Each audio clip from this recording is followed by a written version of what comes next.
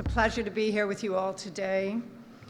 My comments today will range from a brief summary of my background and how I arrived at my current views on education to ideas that I have formed over the years about how the future of the arts, the future of learning, and in particular the importance of the arts in developing the creative capacity and confidence to drive positive change. Seismic shifts in the labor market have created new work paradigms, and those paradigms require a new type of knowledge, skills, and attitudes to excel, and especially to manage the new realities of a post-pandemic world.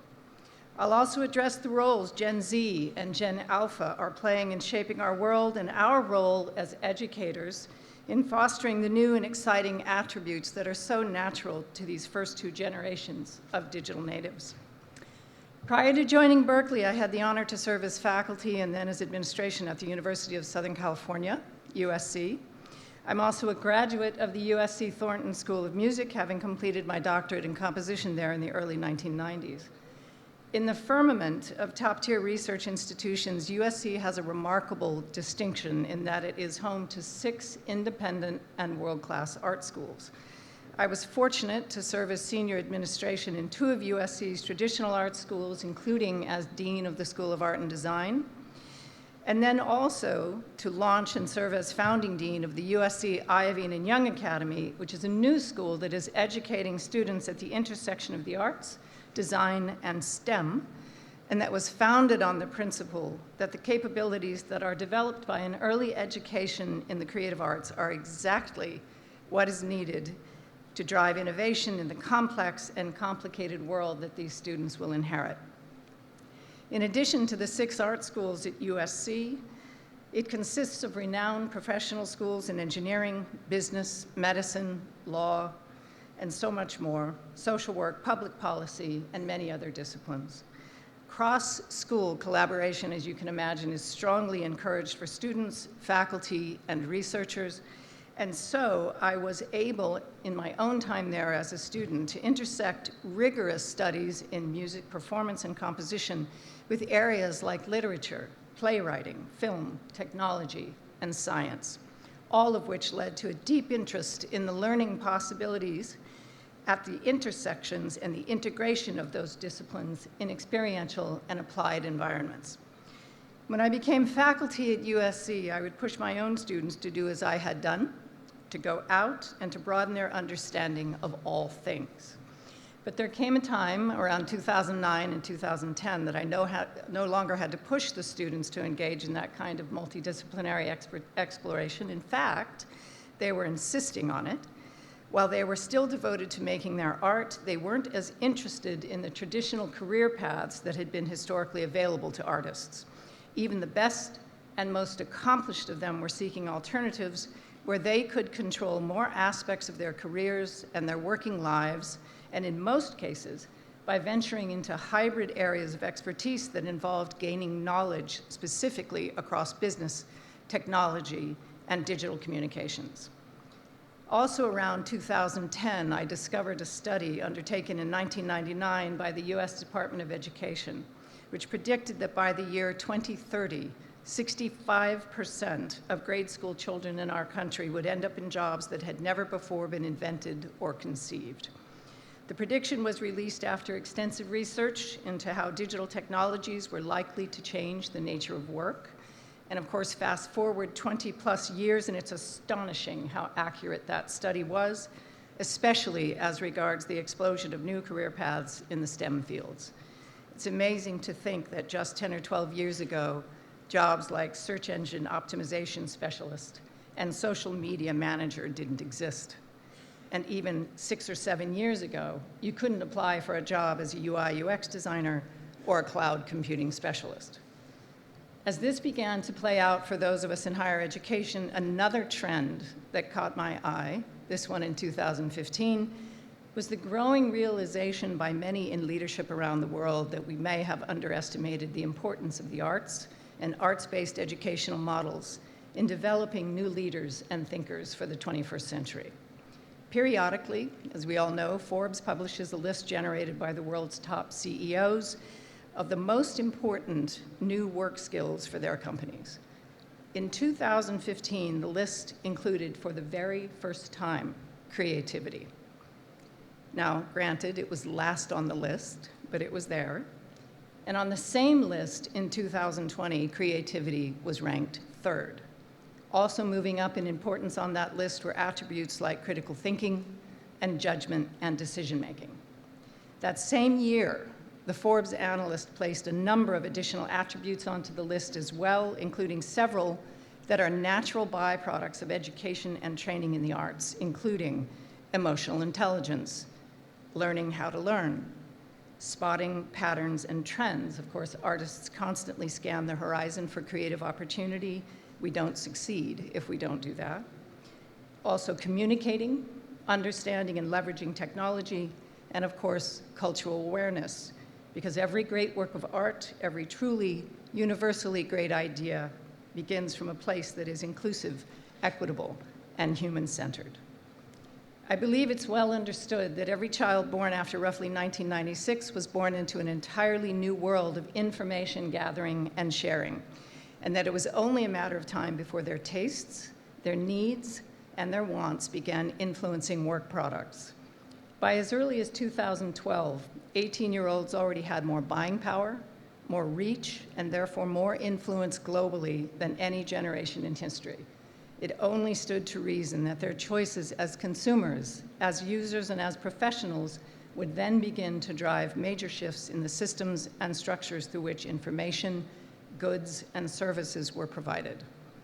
And that would then drive major shifts in the nature of occupations of all kinds, for-profit, nonprofit, private sector, and public. And of course, for us, in the educational systems that prepare students for those occupations. I'm going to take you back again to that 65% prediction. I'm guessing that quite a number of you, when I mentioned that for the first time, thought, yes, technology is indeed changing everything. And if you did, I think you'd be in the majority of the way we all feel about that. But I ask you to consider a different perspective, and that is that the future of work, including in the arts, is not actually driven by the future of technology, but that it is driven by the future of the users of technology. Almost everyone in the world uses technology, but few of us wield the influence that the current generations of students do, because they are the only generation so far whose brains were hardwired in a world with a fully functioning internet. Try as we might, we can't see what they see, and what they see is driving the lightning-fast changes in the ways that we get and share information. I talked earlier about creativity as a commodity, and here's what I love about arts education. Many of the world's great arts conservatories, colleges, and universities are among the most forward-thinking educational institutions that we have. But the sky is still the limit. We do, I think, a good job of educating our students, and yet we still have infinite capacity to continue to envision better and better learning experiences that provide ever greater relevancy, relatability, customization, and most importantly, agency in our students' learning outcomes. Agency that honors who they are, where they are, and accepts that while we are the experts on education, they are the experts on themselves and their future, and quite possibly even our future. In describing the power of the artist to change perception, early 20th century painter Paul Klee said, "Art does not reproduce what we see. It makes us see." Personally, I like even better the aphoristic warning made by a 20th century philosopher who simply said, "No artist tolerates reality." Taken for the full scope of its meaning, that statement both attempts to explain the inherent nature of creativity, while simultaneously reminding the artists themselves of the responsibility that rests with them, precisely because of that ability to make us see. But an even more important truth, and one that is especially germane to our mission in gathering here to explore ways in which culture and the arts can transform societies and communities worldwide, is expressed in the words of the 13th century poet and scholar Rumi, who wrote, "Inside you, there is an artist that you don't know about." Imagine what the world could be if we could accomplish, if through creativity at the center of each and every one of us was nurtured from a very early age, carefully developed and allowed to grow and then harnessed in a collective mission towards social transformation. At Berklee, our global strategy, including our efforts in community outreach, continues to be a strong tool in connecting artists of all ages around the world. Our vision is to create an interconnected network of campuses, centers, and partnerships that foster and inspire new artistic expressions through programs, enterprises, and endeavors that serve both the broader Berklee community and the regional communities where these efforts will be underway. We also seek to learn from our partner communities, our partner institutions, and to distinguish these programs and offerings in ways that are enhanced by the work of local artists and arts organizations, local industries, and most importantly, by local traditions and practices. In alignment with this, in 2020, we established the Berklee Abu Dhabi Center in partnership with the Department of Culture and Tourism. Abu Dhabi's and the DCT's commitment to creating a sustainable future through investing in the arts and culture is the type of vital engagement that the world needs today. And Berklee is committed to being an important part of this shift toward a creative, knowledge-based economy. Mindful that talent is universal, but opportunity is not, the DCT and the Berklee Abu Dhabi Center are providing pathways to opportunity that students here and abroad have not seen up until this time. Students across the Middle East, North Africa, and South Asia who would not otherwise be able to access these programs and who can now participate in the highest levels of global arts education. This, in turn, is opening up limitless creative possibilities for them and for the communities that will be enriched by their accomplishments. As Steve Jobs said, the ones who are crazy enough to think that they can change the world are the ones who do.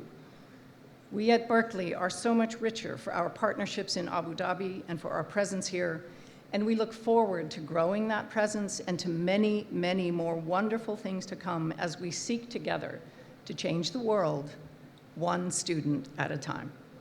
Thank you.